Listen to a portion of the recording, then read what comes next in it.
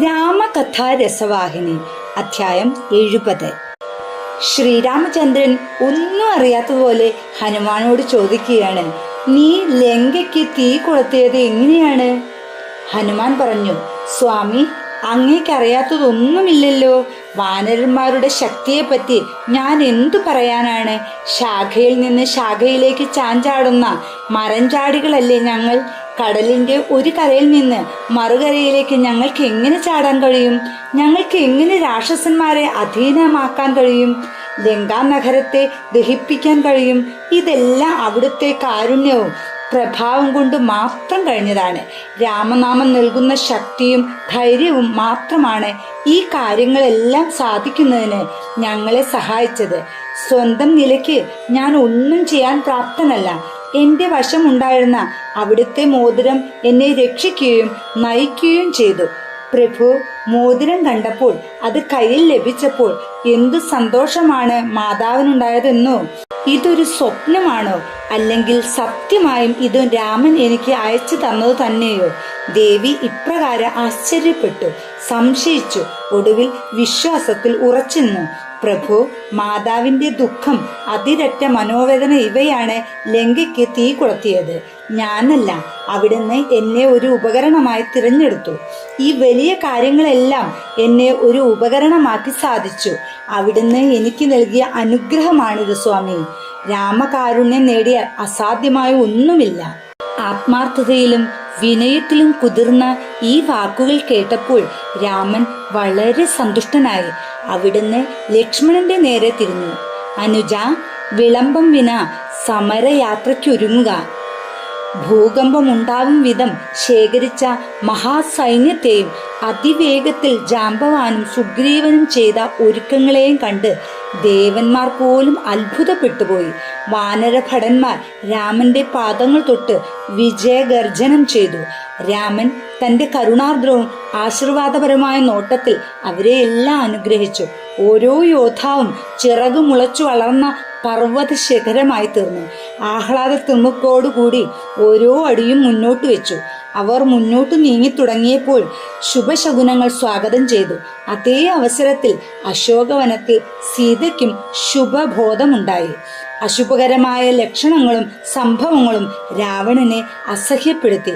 ജാമ്പവാനും മറ്റുള്ളവരും കൂറ്റം മരങ്ങൾ പിഴുതെടുത്ത് അവ ആയുധങ്ങളായി വീശി. ആ സൈനിക യാത്രയിൽ അവർ ഉയർത്തിയ പോർവിളിയാൽ ഭൂമി കുലുങ്ങുകയും ആകാശത്തിലെങ്ങും മുഴക്കമുണ്ടാവുകയും ചെയ്തു. ഇടയ്ക്കിടയ്ക്ക് അവർ ജയ ജയ രാമചന്ദ്ര എന്ന് ഉദ്ഘോഷിച്ചു.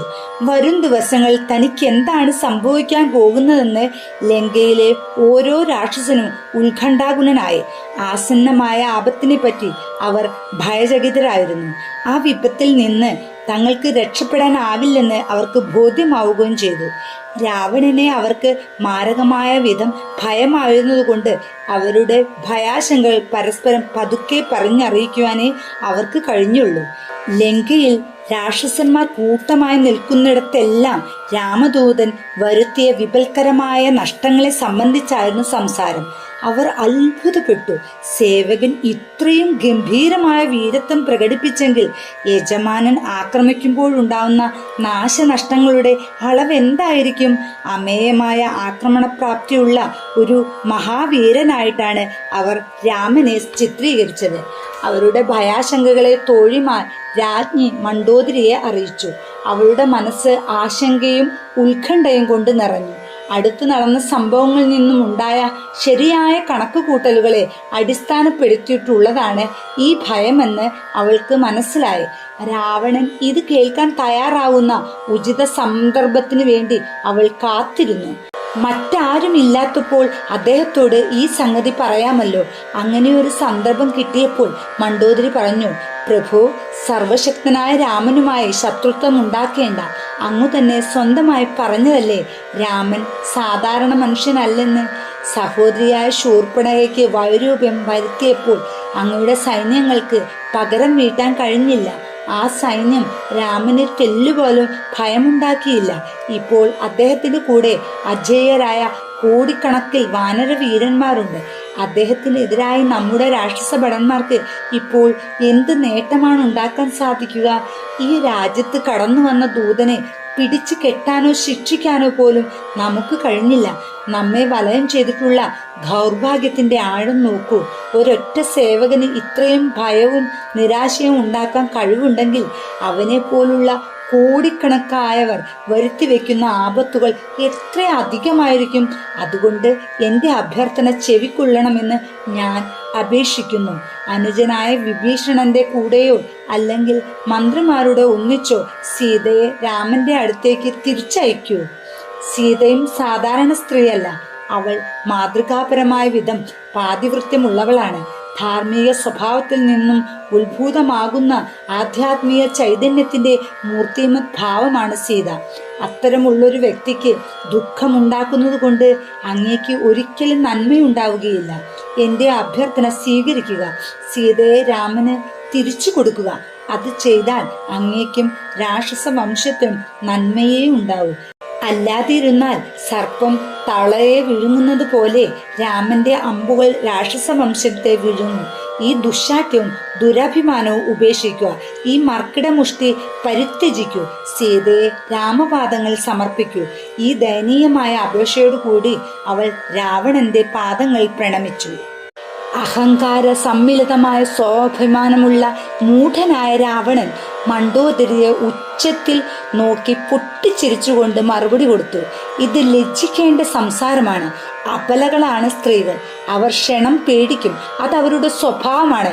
ഭയത്തിൽ നിന്നും ജനിക്കുന്ന അവരുടെ വാക്കുകൾ ഭാഗ്യത്തെ ദൗർഭാഗ്യമാക്കി മാറ്റുക പോലും ചെയ്യും. വാനരന്മാർ നമ്മുടെ പടിക്കൽ എത്തിയാൽ രാക്ഷസന്മാർ അവരെ തീർച്ചയായും വിഴുങ്ങും. ദേവന്മാർ പോലും എൻ്റെ നാമം കേൾക്കുമ്പോൾ മാരകമാം വിധം ഭയം കൊണ്ട് നടുങ്ങുന്നു. ഈ മരഞ്ചാടി മൃഗങ്ങളെപ്പറ്റി നിനക്കെന്താണ് ഇത്ര പേടി? നിന്റെ ഭയം ലജ്ജിക്കത്തക്കതാണ്. ഇവിടെ നിന്ന് പോകൂ. ഇതും പറഞ്ഞ് ധിക്കാരത്തിന്റെ മൂർത്തീകരണമെന്ന പോലെ രാവണൻ അഹങ്കാരപൂർവ്വം സഭാതലത്തിലേക്ക് പോയി. അദ്ദേഹം സ്ഥലം വിട്ട ഉടനെ മണ്ഡോദരി വിലപിച്ചുകൊണ്ട് സ്വയം പറഞ്ഞു, കഷ്ടം, വിധി ഒരു വലിയ ദുരന്ത സംഭവത്തെ ആസൂത്രണം ചെയ്യുകയാണ്. അത് എനിക്കായി തീരുമാനിച്ചത് എന്തായിരിക്കും? അത് ഊഹിക്കുന്നത് പോലും ഭയങ്കരമാണ്. ദുഃഖഭാരത്തോടു കൂടിയും ഇതികർത്തവ്യതാ മൂഢയായും മണ്ഡോദരി സ്വന്തം മുറിയിലേക്ക് പോയി. പരശതം ചിന്തകളാൽ ക്ഷുഭിതയായി അവൾ ശയ്യയിൽ കിടന്നുരുണ്ടു. ഇതിന്റെ തുടർച്ച 71-ാം അധ്യായത്തിൽ. ജയ് ശ്രീറാം.